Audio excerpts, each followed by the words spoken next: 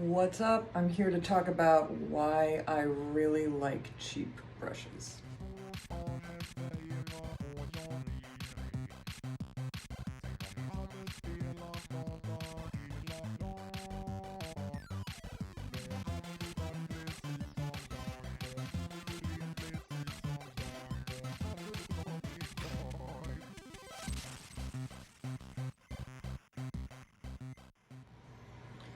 So there's like a whole variety of cheap brushes in the world, right? You can think like, all right, so the most expensive brushes are sables, right?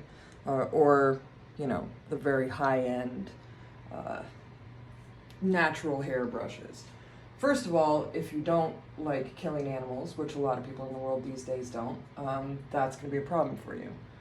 But the reason that I don't spend a lot of my money on those natural brushes is because I only need them for the very tiniest details. And the rest of the time I'm using literal craft store brushes. These figures, for instance, are entirely rendered with like 25-cent brushes from Michael's. First of all, in Orange County where I live, there's only one art supply store and it's about an hour away from me. So I don't get out that much to buy nice brushes. And when I go to the art supply store, I feel the bristles on the synthetic brushes, like the Utrex and the like Treckles, no offense, Treckle, but I just don't see the difference. The biggest difference is that these are always short handle. It sucks. Craft store paintbrushes are short handled like across the board. And for some reason, if you get lucky and you find like this is a long handled craft store brush, it's for some reason like $5 more. So that makes no sense to me. So I'm perfectly content with my little brushes, especially if I'm not drawing in paint. So when I'm drawing in paint, I like to get a little further away from my canvas than I'm standing now, which is like half an arm's length. Then I want my long-handled brushes, and I have long-handled brushes for such occasions. But what I'm doing right now, because I've tried to get solvent almost entirely out of my practice, is I am scrubbing. I will show you up close. What I'm doing to this brush right here, by rolling it back and forth on this panel without any solvent in it to distribute this paint more thinly than the opaque parts of the paint, what I'm doing when I do that is ruining this brush.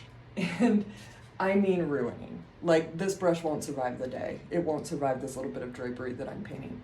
So, sorry, but you also only cost 25 cents. If I was doing this with an expensive brush, an expensive synthetic brush, it would also die in a couple days from this kind of shoveling and smudging. And I would never do this to a sable, ever. It would be murder.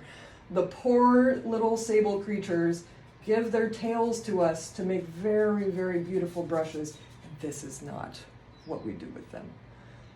I can also, it's not too damaged. It's starting to fray a little bit, and maybe I'll do an update on how long this brush actually lasts, but it's not the end of the world, It'll be okay. It's just a 25-cent brush. So anyway, buy your cheap brushes. Get them from Walmart. Who cares? They come usually in a pack of like 6 or 7 for $4. Wonderful. And then throw them away when it's done. Sorry, I know that is not the most eco-friendly way to paint. But I think painting is dangerous and not environmentally safe. And so you have to do with that information you'll have to do with that information what you will.